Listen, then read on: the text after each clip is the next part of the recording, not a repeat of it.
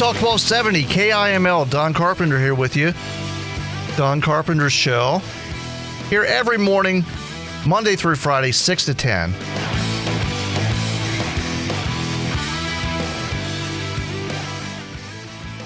And we should shortly have Utah State Representative. Oh, actually, looks like just in time. Come on in. Just bear with us here for just a second. Actually, let me... Okay, welcome to the studio, guys. You're Representative Ken Ivory. I am. Good morning. Good morning. Thank you for joining us. What a pleasure. Thanks for having me. Thanks. And actually, I was just about to go into a little bit of background information about what you're all about and what you're going to be speaking about at the Energy Expo tomorrow. But since you're here, why don't you give us the experts' version of what you're all about? I mean, you're here to talk about taking back federal lands from the feds and giving it back to the states to kind of increase some of the revenues we've been getting from some of these mining and oil and coal. Just give us a little bit of background about what you do. Sure. To be clear, what it's about is making Congress honor to Wyoming and to the other western states the very same statehood promise that it made and kept with North and South Dakota and Louisiana and Nebraska and Illinois and Missouri and Florida, so that our kids can have the same opportunity.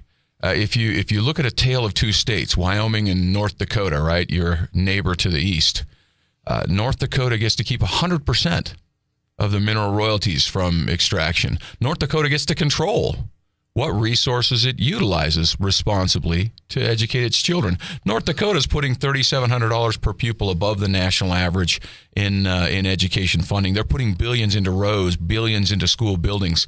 They've got tens of thousands of jobs just looking for people. And in Wyoming, Utah, Colorado, we have every bit as much of resource, in fact, more. The Government Accountability Office said in the Green River Formation, there are trillions of barrels, more recoverable oil than the rest of the world combined, and yet we can't access it because of failed federal policies.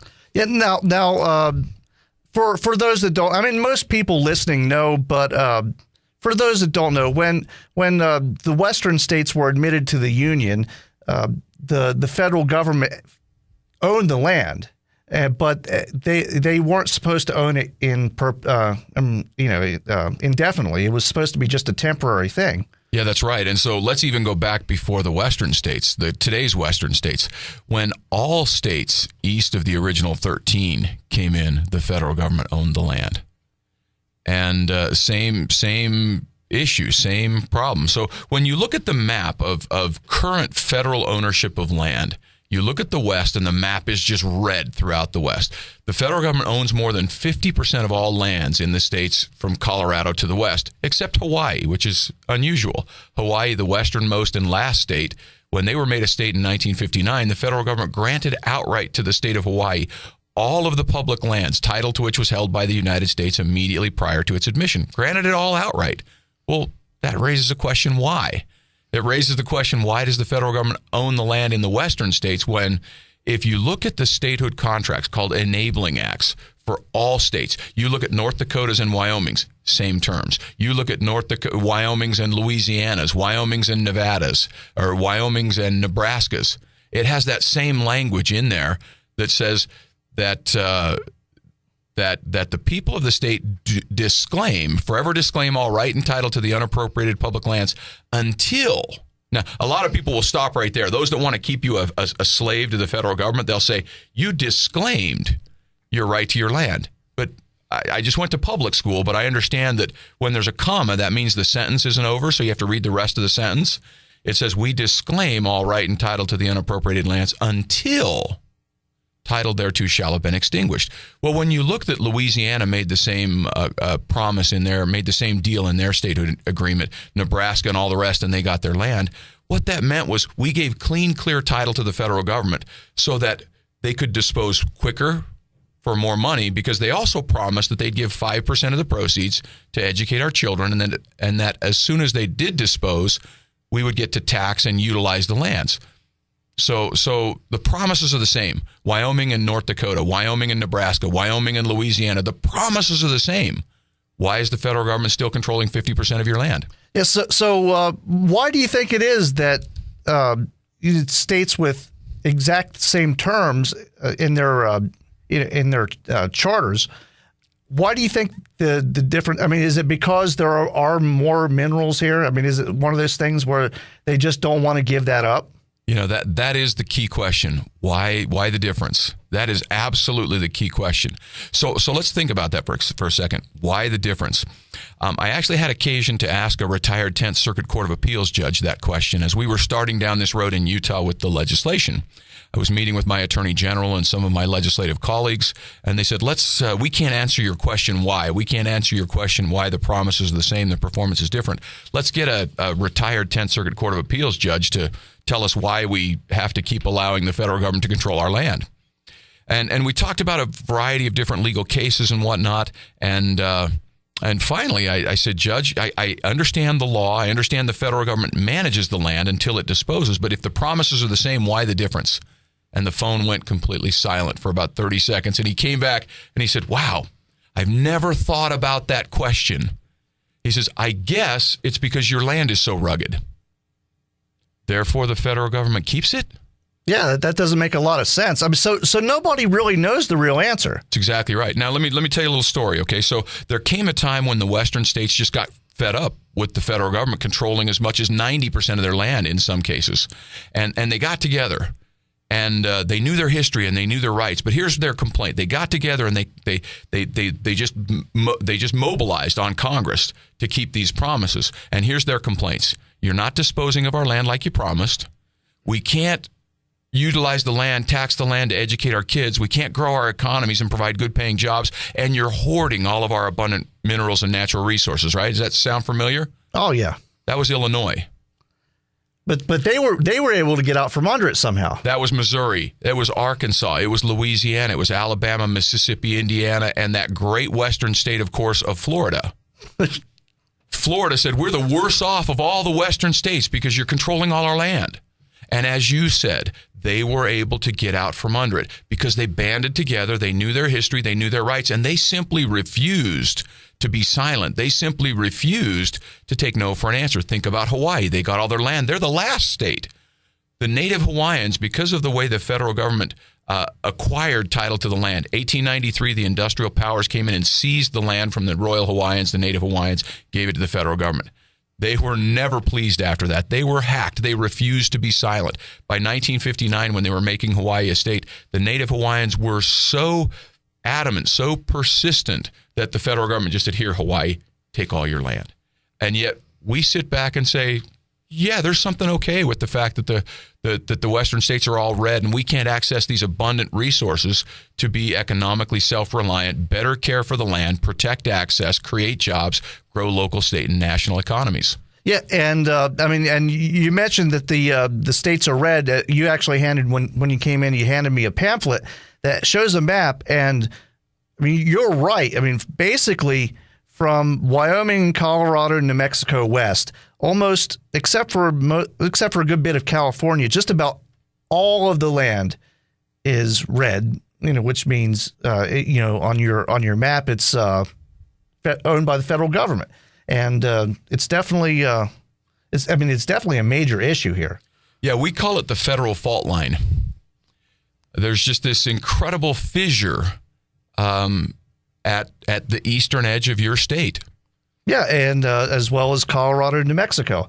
But if you notice, Texas, that fault line stops at Texas.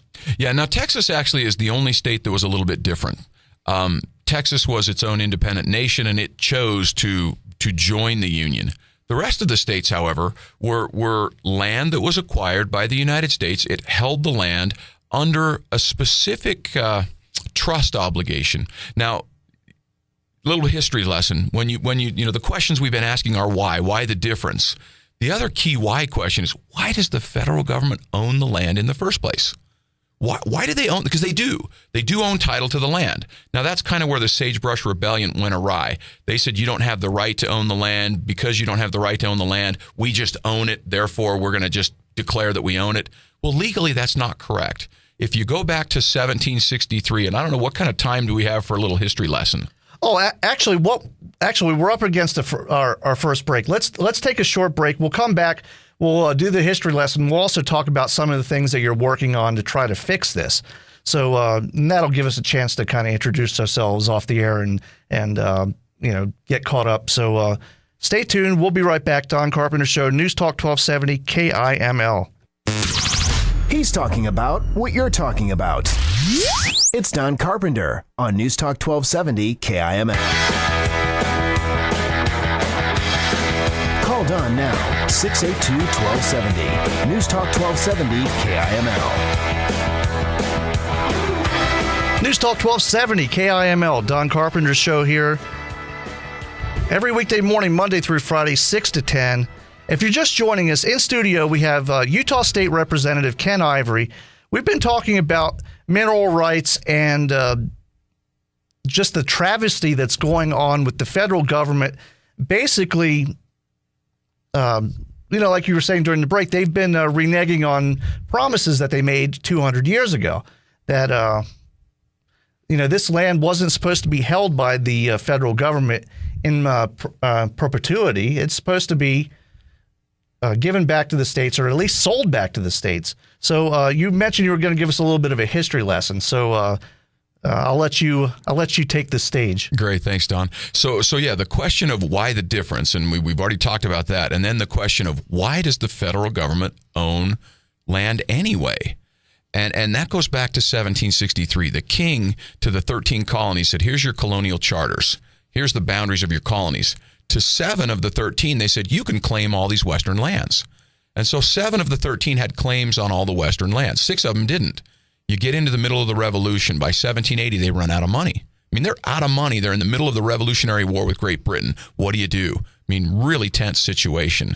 We got to raise taxes. I mean, imagine raising taxes. That bunch that was the original Tea Party bunch, that was what started the whole thing. And so the 6 states have to raise taxes. The 7 states say, hey, we'll just sell off some of these claims to the western lands. The 6 states were really uptight about that. We're going to raise taxes. You're not. Our people are going to leave the state. You're going to be these big landed states, and we're going to be these small states. Doesn't work for us. They called it the Great Embarrassment. It almost ended the whole experiment before it started. It was a civil war. The point of a civil war in the midst of the revolution. So what the Continental Congress did, they said, hey, let us hold title to the land. Now, they were really uptight about that, too. They said, hey, we're fighting a war against a land baron. We don't want to jump into another centralized government. They said, no. Let us hold the land in trust for 2 purposes. Only to create new states, use the proceeds to pay the public debt. And on that assertion that they would only hold the land as trustee, New York and Georgia and others ceded their land and said only to create new states, only to pay the public debt for no other use or purpose whatsoever. And so from 1780 to 1784, 85, 1787 in the Northwest Ordinance, Article 4, Section 3 of the Constitution, and then courts and Congresses and presidents ever since up until the time of Wyoming statehood, they affirmed that the federal government only held the title to the land. They did hold title, but they only held title as a trustee to create new states, use the proceeds to pay the debt. So the duty was always to dispose. Again, in our statehood contracts, we gave them clean, clear title so they could dispose more quickly for more money because 5% of the proceeds went to the school fund in Wyoming, right in your statehood contract. And as soon as as they disposed of the land, now Wyoming could utilize the land, tax the land, generate revenue from the land to care for your own people, provide for your own public services. And that was the deal all the way up until 1976. And Wyoming, I believe most of Wyoming was acquired in the Louisiana Purchase, and I think like a corner of it was in Oregon, I believe. Yeah, you're doing well for somebody new to the West, right? No, there's actually, Wyoming is very unique, and in many ways, Wyoming's claim is much greater than Utah's claim because you have from the Louisiana Purchase, you've got the Guadalupe Hidalgo, you've got the Oregon Treaty, and then you've also got one other. Kid, help me out. There's a fourth one. I'll look it up. But you've got 4 different treaties where you have the grants of land coming in. And, it was Texas, the Texas annexation. So those are the 4 different parts of land that make up Wyoming. I think Wyoming is the only state in that situation. But what's significant in the Louisiana Purchase, in that treaty, they said that the states that came in from the Louisiana Purchase would have the same terms as they had from the Northwest Ordinance. And Northwest Ordinance, they said, hey, we got to dispose of the land to create the states. And that was, Ohio and Indiana and Michigan and these others. Your terms are directly by the treaty from the Louisiana Purchase that they're supposed to do the same things they did to Ohio and Indiana and Illinois and Wisconsin and Michigan and whatnot. So there are actually 4 separate treaties all saying the same thing, that the federal government was only supposed to hold the land in trust. Yeah, the treaty from the Louisiana Purchase specifically says that. The other parts where that promise comes from are in the resolution in 1780 that started the whole thing, and then a proper understanding of Article 4, Section 3 in the U.S. Constitution. And then you've got all kinds of courts and Supreme Court opinions and whatnot that affirm that they only held the land to create new states. Now, Don, that was the case, and we knew that was the case all the way up to and through Wyoming statehood. In fact, in 1932, the Wyoming Senate did a resolution that said, hey, you got to keep your promise as a trustee and dispose of these lands like you did for everybody else. And in 1932, Congress's proposal, they said, okay, fine, we're going to give you all your land. We're just going to keep all the minerals. So we could have had the land, but they would still have mineral rights to that land. Yeah, and that's the real value, right? And so in 1932, when Congress made that proposal, because the states were starting to band together and say, hey, you got to keep your promise. You're a trustee, you got to keep your promise. And then Congress proposes to give you the land, but not the minerals. And the states all balked at that and said, no way, you got to give us the whole loaf. You can't be chopping this up. You got to give us the burdens with the benefits. And keep your promise just like you did to all the other states. Well, so again, that understanding that they had to dispose of both surface and subsurface remained all the way up until 1976, when Congress, bless their hearts, they just simply said it's now our policy to just change this duty of disposal to retain these lands forever in federal ownership. And that was called the Federal Land Policy Management Act. Fortunately, 4 years ago, the Supreme Court unanimously said Congress doesn't have the authority to just change these uniquely sovereign characteristics of statehood, these solemn compacts of statehood with a unilateral policy. Yeah, it makes a lot of sense, but then again, we can't really expect sense from Washington. I mean, at least not in the last 70 years or so. Well, you make a good point. Government does what it can, and we get what we tolerate. When you ask why does it continue this way, because we tolerate it. Illinois didn't tolerate it. Missouri didn't tolerate it. Arkansas didn't tolerate it. Hawaii didn't tolerate it. So as long as we tolerate it, it will continue to be this way. The promises are the same, but if we tolerate the federal government controlling our land, they'll continue to do it. We need to band together with other states, just like Illinois and Missouri and Arkansas and Louisiana and Florida did, and demand that Congress honor to our states and to our children and to our future the same promise that it made and kept with North Dakota and Nebraska and Louisiana. Now, why do you think they were able to get away with it with the western states that they didn't get away with it? Is it just a question of the people being less informed, or is it just why is the situation so different? Have you ever heard anything about this history before? No, exactly. Did you learn anything about this history in school? Nothing. And we haven't. We simply haven't. What opened the door for us was when we found that unanimous Supreme Court decision from 2009 that said that Congress doesn't have the authority to alter or diminish the uniquely sovereign character of a state's admission. We knew that this had to be the answer. In Utah, we have a $5.2 billion hole in our budget from federal funds that are the single largest line item of our revenue in our state. Now, in Wyoming, it's $1.1 billion. That's what you have. That's the federal funds that comprise your revenue. Probably still one of the largest line items in your state revenues. Well, we know the federal government's broke. There's no secret there. They're broke. As you pointed out, they're already cutting back mineral lease royalties. So North Dakota gets to keep 100% of their mineral lease royalties. Wyoming only gets 48%, and they're cutting that back. And it was 50%. They cut it back to 48. I think they're trying to take another 5% because of they're blaming the sequester.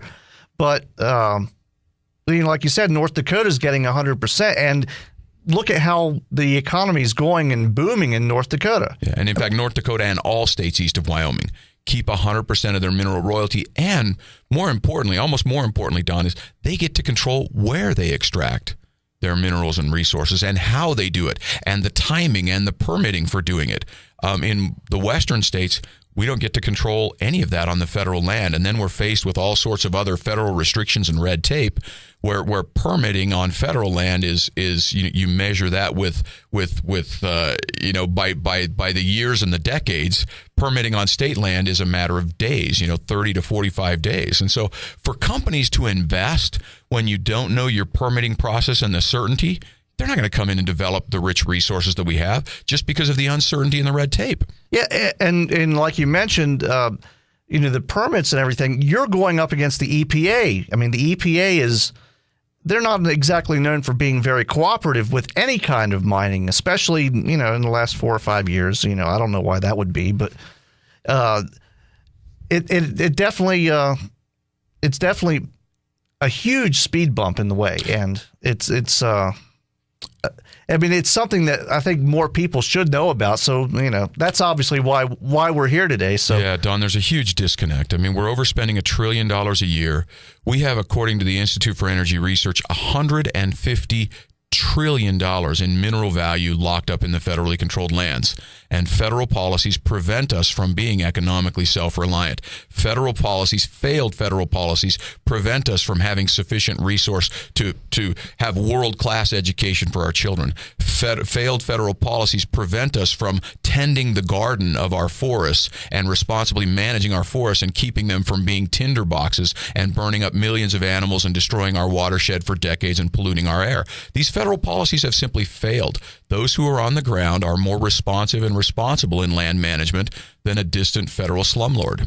Yeah, and to be honest, from my point of view, it doesn't even look like they're interested in getting those minerals out of the ground. I mean, it's almost like they're purposely tanking the whole thing. Well, that's an interesting question. In April, China compelled the country of Ecuador to auction off 700,000 acres and all the natural resources for Ecuador to satisfy debt that it owes to China.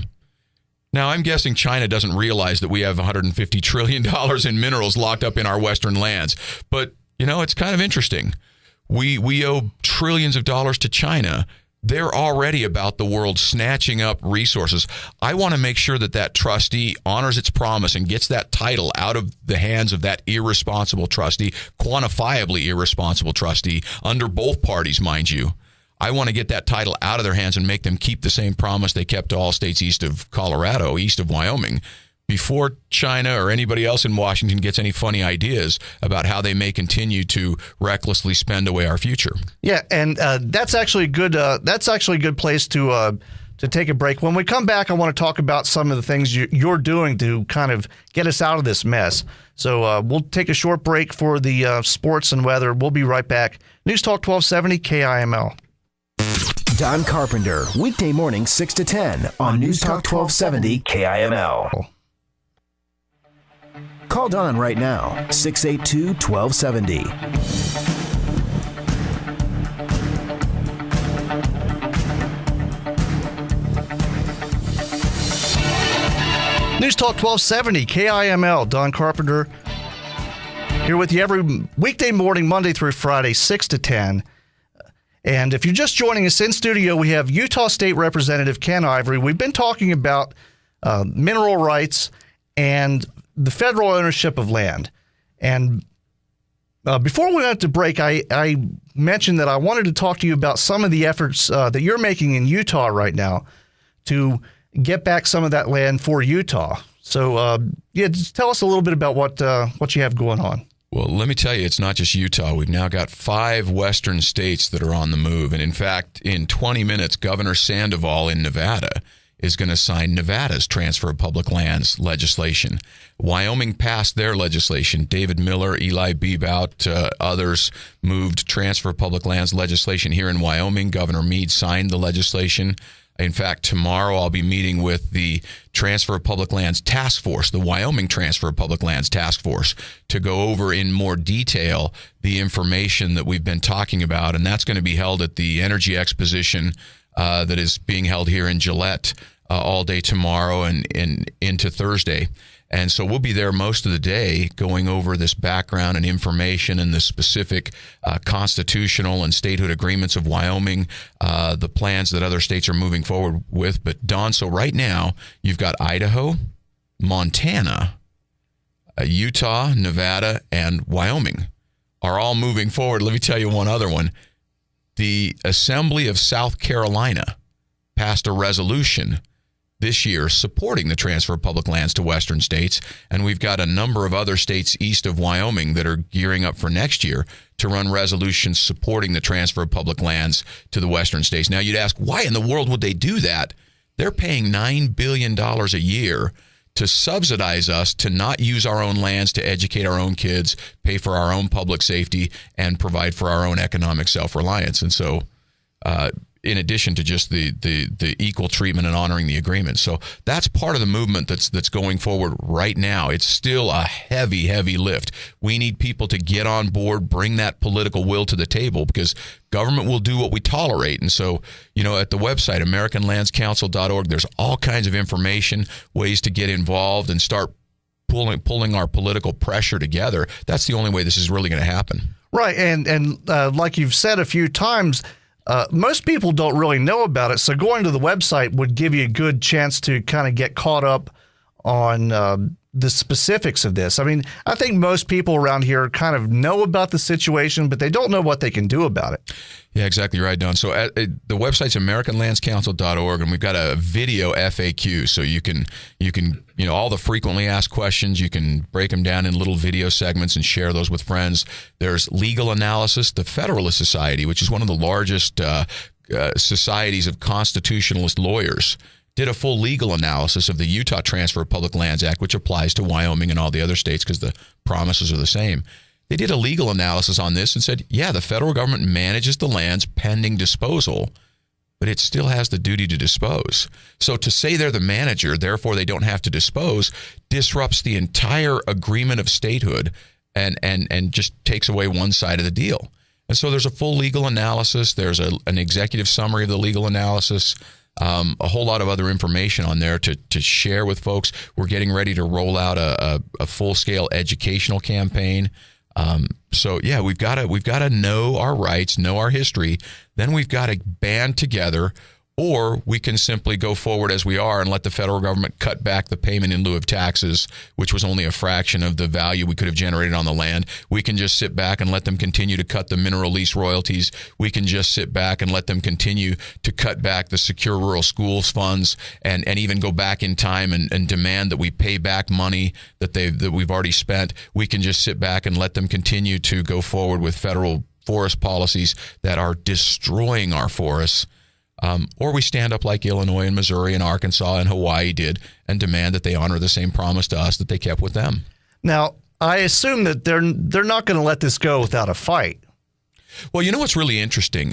In the Senate Natural Resources Committee in March, Senator Murkowski from Alaska made this statement, and she said, look, the federal government is broke here. We can't continue to pay counties to not utilize their lands. We have to open these up, or we simply need to divest these lands and let the states and counties manage them. They're realizing, Don, that they're broke. They don't have a lot of options.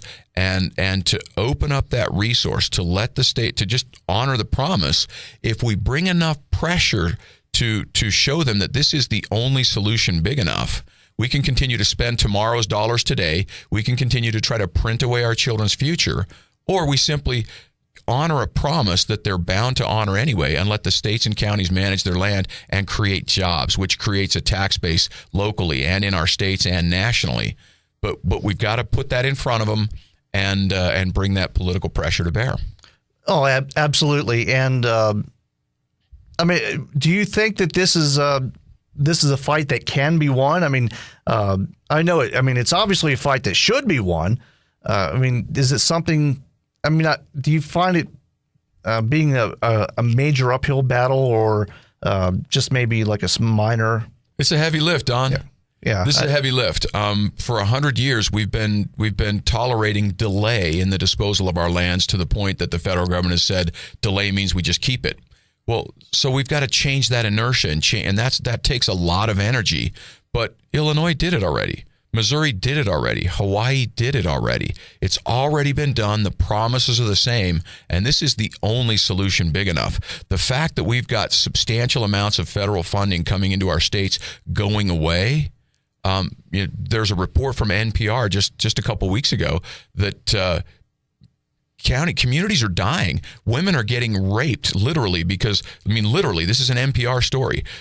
Josephine County, Oregon, because the federal government cut back the Secure Rural Schools money, which was a promise that they gave because they took away their ability to utilize their own lands. They're cutting back the Secure Rural Schools money. Sheriff Gilbertson's had to cut back from 29 deputies to, he's cut back 23 of his 29.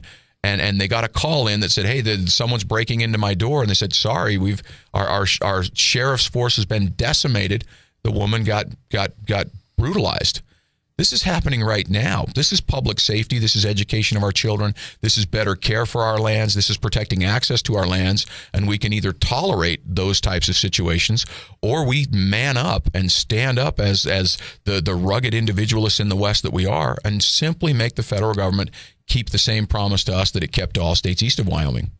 Yeah, and it's interesting that you mentioned that it's causing states to cut back on services. Wyoming's in a fairly good shape, but it's a lot of areas like here in Gillette and Campbell County, they're growing beyond their ability to keep up without going into debt. And luckily, most of the states out west are run very well. They don't like going into debt. Wyoming is, they're very averse to debt, even at the local level. And this would help out all the way down the line, and eventually it would get back up the line to the feds as well. So they would get an increased tax base from it. Yeah, absolutely. If you open up the Green River Formation, you open up the other resources that are so abundant in the West. Who provides the engineering? Who provides the heavy equipment? Who provides the legal, the financial? That raises the tides of all boats in the United States. That lifts the economy of the nation. That's not just a one state or a Western state issue. And what's interesting, Don, if you go back and you read the resolutions of Illinois and Missouri and Florida back when they had this same problem, Illinois was 90% federally controlled for decades. Missouri was 90% federally controlled for decades. You read their resolutions, they say the exact same things. It's just uncanny. And yet, as long as we continue to tolerate it, we'll continue to get what we tolerate. So, and we're almost out of time here. I know Kit wanted to talk about a couple things that are going on at the Energy Expo, but I want to make sure we get the word out. What can people do to help? Just the average person listening right now. Well, what they do to help, number one, is get educated. So you go to the website, AmericanLandsCouncil.org, get to understand and own the fact that our promises are exactly the same as states east of Wyoming. Then you get to your representatives and you begin to leverage your voice, okay? School districts, cities, chambers of commerce, counties are doing resolutions all over the West and doing resolutions to say it's time to honor the same promise to us and our children and our future that they kept with all states east of Wyoming. So your one voice may be somewhat insignificant or feel insignificant to your national representatives, but you get your city doing a resolution. Well, now you've got 30,000 voices speaking for you. Then you get your county doing a resolution. Then you get your state doing legislation and resolutions, banding together, and simply be persistent. Refuse to take no for an answer. And so those are some of the things, but we've got to continue to then, social media, move the education forward, all kinds of videos and things on the American Lands Council website to move forward to help educate others. One person absolutely can make a difference. Don, 3 years ago, I'm a dad, just fed up with where things are going, saying I've got to do something to make a better future for my children.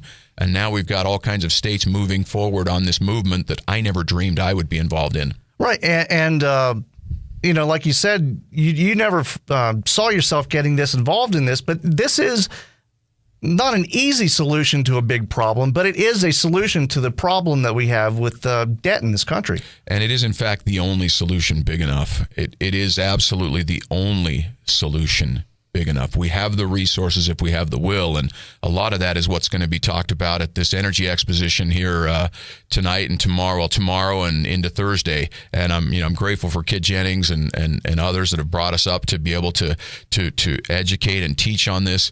This is a tremendous time. Ronald Reagan said this is a wonderful time to be alive. We're lucky not to live in pale and timid times. We've been blessed with the opportunity to stand for something, and we're going to answer to our children and to the future of our state if we don't stand up and compel the federal government to honor the same promise. We're not talking about radical action here. It's just simply the political will to make them keep the same promise they kept with North Dakota and Louisiana and Nebraska. And if we don't, I think we'll answer for that for the future of our state. Yeah, and that's a great way to put it. And I think we might have a call here. Let's go to the phones. You're on the air, Don Carpenter Show, News Talk 1270. I was just curious if this has anything to do with that Agenda 21 program. No Agenda 21. So, Kit, you're here to tell us a little bit about the Energy Expo as well. And since we only have a couple of minutes, I figured I'd let you tell us a little bit about what's going on. Well, Don, this is our 14th year of doing the Energy Expo in Gillette. We've always had great support from the community and from all the companies here. This looks like it's going to be one of our best shows ever. The last 2 months, we've had exhibitors signing up daily. We've added booths to the floor. We've not turned anybody down that wanted to be there. But what's exciting about this is, as Representative Ivory was talking, if you want to know what your listeners can do now, tomorrow morning, the Wyoming State Legislature's Task Force on Federal Lands is meeting at the Energy Expo at the Wyoming Center. Be there. It's free to the public. It's a legislative committee meeting. Mr. Ivory will be there and with his testimony. This is the time that your listeners can get involved. We also have on Thursday morning, we have a free showing of Frack Nation, which if you've heard all the uproar and hubbub about the fracking, come watch us. It's free. We'll even throw in some breakfast. We've also got Liz Cheney at our dinner. Come out, get educated. The symposium is out there. Come to our website, energyexposition.com. You can see what's going on. You need to be there. This is important stuff, like Mr. Ivory was saying. Start now. All these things are going on around us. Tomorrow's the day you can get involved. Yeah, it's literally a life or death situation for this community in this state and this region. So it really is important. And the legislative meeting is at 9 o'clock tomorrow morning, I believe, right? That's right, Don. 9 o'clock. Come in the front door, take a left, and you'll be there. Okay, and with that.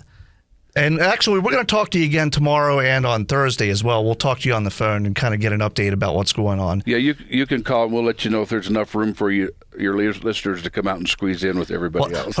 Well, hopefully you'll make room. Hopefully a lot of the listeners will come out and avail themselves of this opportunity to help out. It's free to the public. There's no reason not to come. Yeah. So I want to thank you both for coming in, Kit Jennings and Utah State Representative Ken Ivory. The website is AmericanLandsCouncil.org. Thank you both for coming in, and I definitely wish you the best of luck on this effort. It's vitally important. Don, sure appreciate it. If not us, who? And we only have ourselves to blame. If we think we can't do it, we won't. This is the only solution big enough. And if not now, when, right? Exactly right.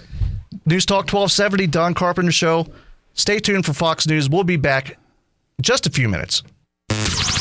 He's talking about what you're talking about. It's Don Carpenter on News Talk 1270 KIML.